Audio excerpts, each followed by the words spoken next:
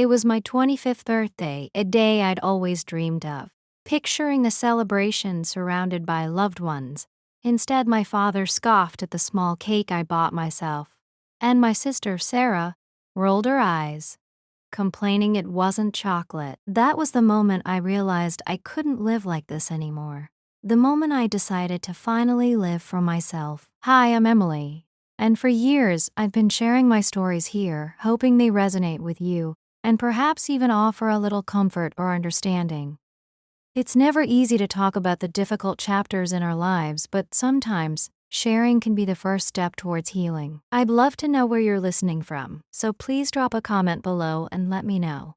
My life hadn't always been this way, but it felt like it. It started when I was 18, barely a woman myself, when my mother left. She didn't die, she just left, vanished. One day she was there, making pancakes and humming off-key to the radio. The next, a note on the kitchen counter saying she needed to find herself. Take care of your father and sister, the note had read, her looping cursive mocking me with its careless ease. She knew I was headed to college in the fall, full of dreams of escaping our small town and becoming a graphic designer. She knew Sarah was only 12, a whirlwind of preteen angst and perpetually sticky fingers.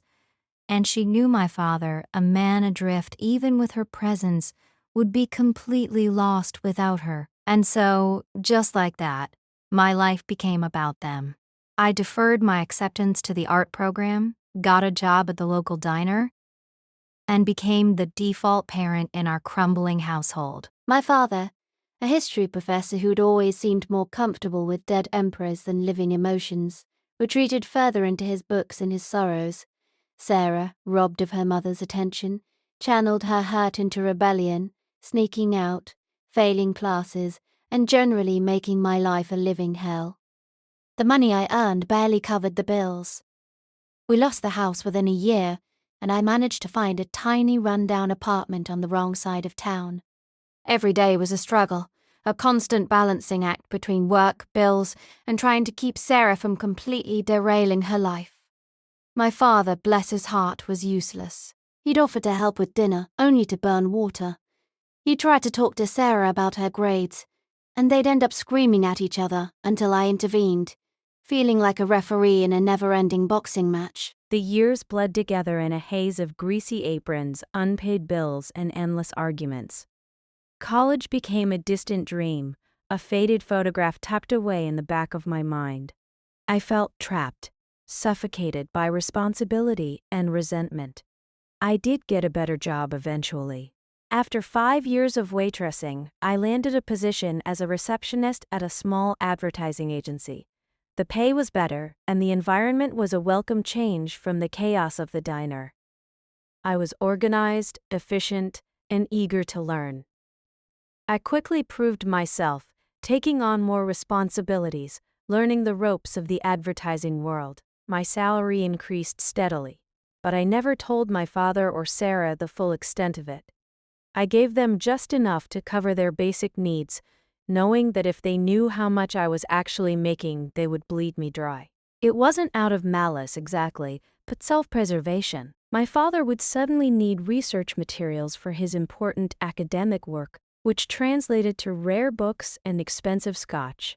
Sarah would need new clothes to fit in with her friends, which meant designer jeans and overpriced sneakers. I knew, deep down, that they saw me as an endless source of money, a human ATM, and I couldn't let that happen.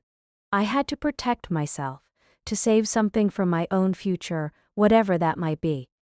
So, I lived a double life. At work, I was Emily Carter, the rising star, the ambitious young woman with a bright future. At home, I was just Emily, the dutiful daughter and sister, the one who always paid the bills and cleaned up the messes. The tension was always there, simmering beneath the surface.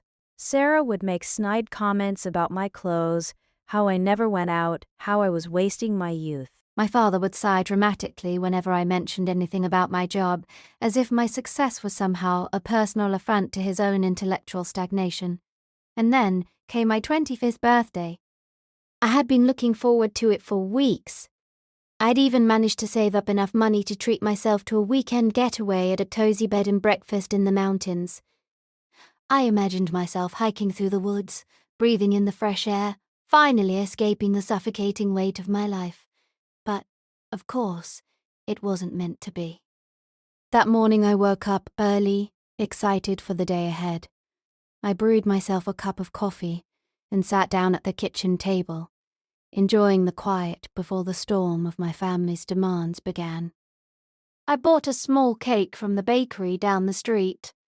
It wasn't much, but it was mine. As I placed it on the table, my father shuffled into the kitchen, his eyes bleary, his hair a mess.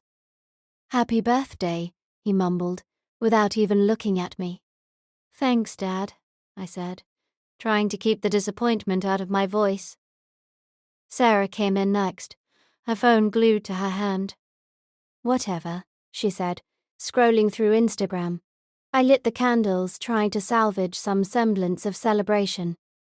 As I started to sing happy birthday to myself, my father scoffed. "You're making a big deal out of this."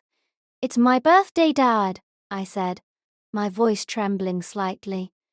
"Well, don't expect us to throw you a party," Sarah chimed in. "We have lives, you know." That was it. Something inside me snapped. I took a deep breath, trying to control my anger. "You know what?" I said, my voice surprisingly calm. "I'm going out for the day." "Where are you going?" my father asked. His eyes narrowed. "It's none of your business," I replied, grabbing my purse and heading for the door. As I walked out, I heard Sarah mutter something under her breath. I didn't catch the words, but I knew they weren't kind. I didn't care. I was done. I drove to the mountains, to the bed and breakfast I'd booked weeks ago. I spent the weekend hiking, reading, and sleeping. I didn't think about my family, about my responsibilities, about anything but myself. When I returned home on Sunday evening, I was a different person. I had spent the weekend contemplating my life. I had realized that I deserved more. I deserved happiness, freedom, and a life of my own. As I opened the door to the apartment, I was met with a scene of utter chaos. The living room was a disaster, with clothes strewn everywhere, empty pizza boxes piled on the coffee table, and the TV blaring at full volume. My father was passed out on the couch, snoring loudly, and Sarah was nowhere to be seen. I took another deep breath and walked into the kitchen. There, on the counter, was a stack of bills, unpaid and overdue. I looked at them, my heart sinking. I knew what I had to do. The next morning, I went to work as usual, but with a newfound sense of purpose. I worked harder than ever before, determined to prove myself and climb the corporate ladder. A few months later, I received a promotion. I was now an account manager with a significant increase in salary. I didn't tell my family, of course. I simply continued to provide them with the same small amount of money as before. One evening, a few weeks after my promotion, I came home to find my father and Sarah waiting for me, their faces grim. "We need to talk," my father said, his voice serious. "About what?" I asked, my stomach clenching. "About your job," Sarah said, her eyes narrowed. I knew this was it, the moment of truth. "What about my job?" I asked, feigning innocence. "We know how much you're really making," my father said, his voice accusatory. My heart skipped a beat. "How did they find out?" "I don't know what you're talking about," I said, trying to keep my voice steady. "Don't lie to us, Emily," Sarah said, stepping closer. "We saw your bank statement. You're making a fortune." I couldn't deny it anymore. They knew. "Okay, fine," I said, sighing. "I'm making more money." "So what?" "So, we want our fair share," my father said, his eyes gleaming with greed. "Our fair share?" I repeated, incredulous. "What are you talking about? We're your family, Emily," Sarah said, her voice dripping with entitlement. "We deserve to be taken care of." "I have been taking care of you," I exclaimed, my anger rising. For the past 7 years, I've been working my butt off to support you both. I've sacrificed my dreams, my ambitions, my entire life for you. And now you're telling me I owe you more. We need the money, my father said, his voice pleading. Sarah needs to go to university, and I have expenses. How much do you want? I asked, my voice trembling. 80%, Sarah said, without hesitation. 80% for my university, and 20% for Dad.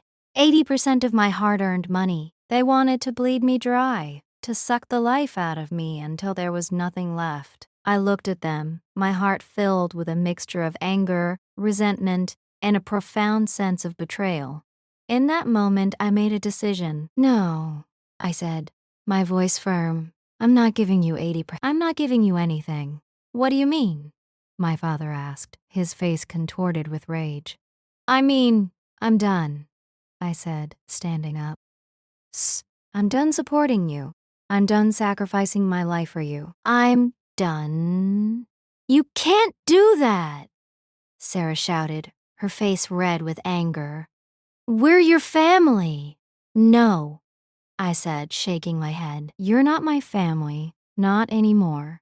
I walked into my room, packed a bag, and walked out the door. I didn't look back. I moved into a small apartment in the city, closer to my work. I started living my life for myself.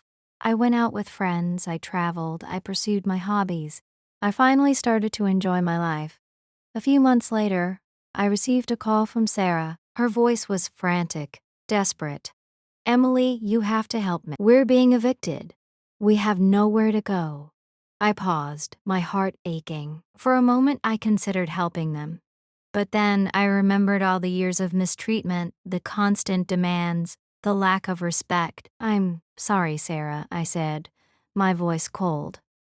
I can't help you. But, we're your family, she stammered. No, I said again, you're not. I hung up the phone, my hands trembling. I knew I had done the right thing, but it didn't make it any easier. A week later, I received a call from my mother. I hadn't spoken to her since she left 7 years ago. Emily, it's your mother, she said, her voice hesitant. I know, I said, my voice flat. I heard about what happened with your father and Sarah, she said. I'm so sorry. Sorry for what? I asked, my voice laced with sarcasm. Sorry for abandoning me and leaving me to take care of them? Sorry for ruining my life? I know I made a mistake, she said, her voice pleading. But I was young and I was lost. I didn't know what I was doing. Well, you knew what you were doing when you left me to clean up your mess, I said, my voice rising. You knew what you were doing when you put your own happiness before mine. I just want you to know that I'm on their side, she said, her voice firm. They need your help, Emily. They're your family. No, they're not, I said, my voice cold. And neither are you. I hung up the phone, my heart aching. It was over. I had finally cut ties with my toxic family. I later heard through mutual acquaintances that my father had been forced to become a taxi driver, a humbling experience for a former professor. Sarah, deprived of her allowance, had to abandon her partying lifestyle and take a job at a local supermarket to help pay the bills. They were finally facing the consequences of their actions. As for me, I continued to thrive at work. I was promoted again, this time to regional manager, overseeing several branches of the advertising agency. I was making more money than I had ever dreamed of, and I was finally living the life I had always wanted. I traveled the world, pursued my hobbies, and surrounded myself with people who loved and supported me. I was happy, truly happy for the first time in my life. I learned a valuable lesson that family isn't always blood. Sometimes the people who are supposed to love and support you are the ones who hold you back. And sometimes the best thing you can do for yourself is to walk away. And that's when I realized that sometimes the hardest decisions are the ones that set you free. Don't forget to subscribe to the channel for more such stories.